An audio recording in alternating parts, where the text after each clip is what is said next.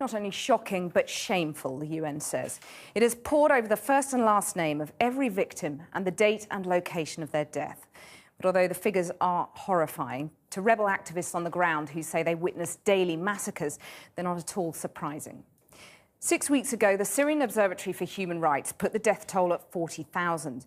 The UN High Commissioner for Human Rights now says just under 60,000 have died. And even that figure is now gravely out of date. There have been airstrikes and firefights, of course, every day throughout December. Today, yet another. Opposition activists say a warplane fired on a petrol station. At least 30 people are dead, possibly twice that number. Be warned, this report does contain images some of you may find distressing.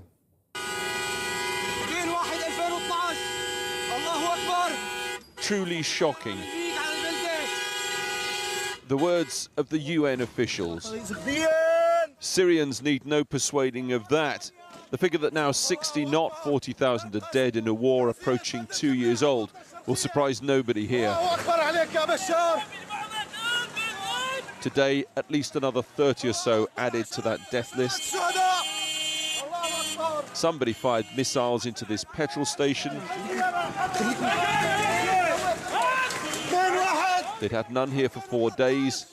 News was spreading fast that a resupply was happening and the place was crowded.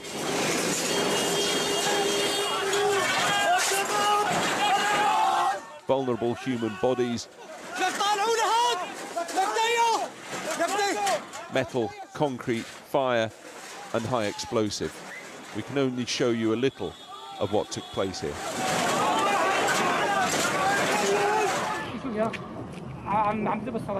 Government jets were filmed apparently bombing Damascene suburbs as they do almost every day. Activists blamed the government forces for the petrol station attack. But with the government restricting access to outside journalists, there's really no way of verifying who did what or why. It is the story of the Syrian civil war. And just last week, the same United Nations left more or less wringing its hands. Its diplomats saying talking's the only way out of this bloody stalemate, but nobody wants to talk seriously. Neither side wants to talk directly to the other at all right now.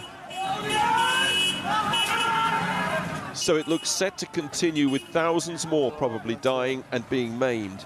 The rebels control much of the countryside. The government has most large urban areas and controls the skies. Also, considerable parts of its arsenal remain as yet unused upon its own people. Well, I'm joined now from Geneva by Rupert Colville, spokesman for the UN High Commissioner for Human Rights, which was responsible for this report. Good evening, Mr. Colville. Thanks for being with us. The key fact which people need to take, perhaps, from this, beyond the appalling headline figure of 60-odd thousand, is that the killing rate is rapidly accelerating, for instance, this autumn compared to last, correct?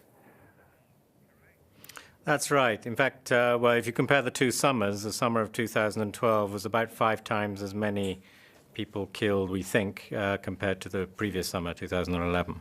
Now, the fact is the United Nations has failed. The world has failed Syria, all parties in Syria. The UN Security Council ain't going to get us out of this, is it? Well, it's a very key body, and that's something the High Commissioner has said today, again, that we really hope the Security Council will act, because it's the ultimate security body internationally. We've been asking them now for more than a year, at the very least, to refer Syria to the International Criminal Court, because that would send a strong signal to commanders who are carrying out or authorizing atrocities that they will end up in court. But forgive me, Russia is not going to do that. Element. Russia and China are simply not going to do that. Not now, not ever.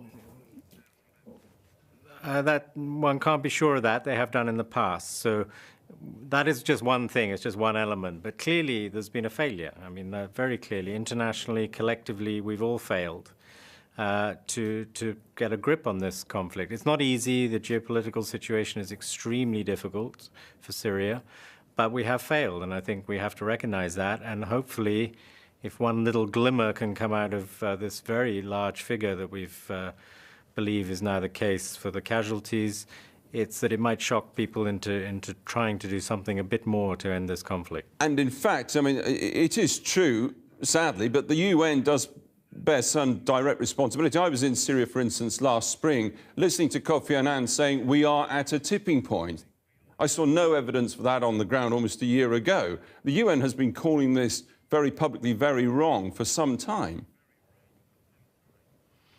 Well, I think what he meant when he said it's at a tipping point is it might tip much worse, and it did. And really you see that scaling up of the conflict over the past sort of year is exactly what's happened. And I think that's what he was saying. He was saying if we're not careful, this is where we're heading. And we've unfortunately gone very far down that road. I mean, I think the great tragedy is this was so clearly avoidable. The Syrian government needn't have taken this path of totally ruthless suppression of what initially were peaceful civilian demonstrations.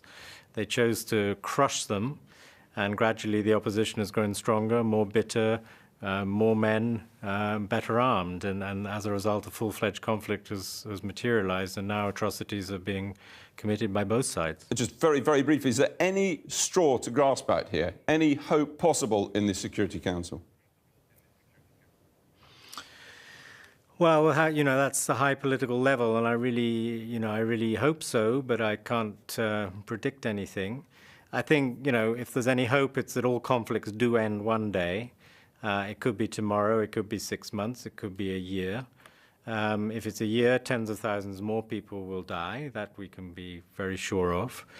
But if it's tomorrow, we need to be prepared, because the risks being a real vacuum of law and order when this conflict ends. It will end one day, but the preparations for the international community really need to get underway.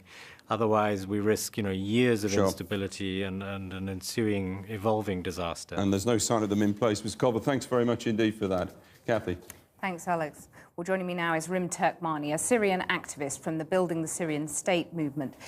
Well, you heard the UN there say that they hope the Security Council will act. Do you share that hope?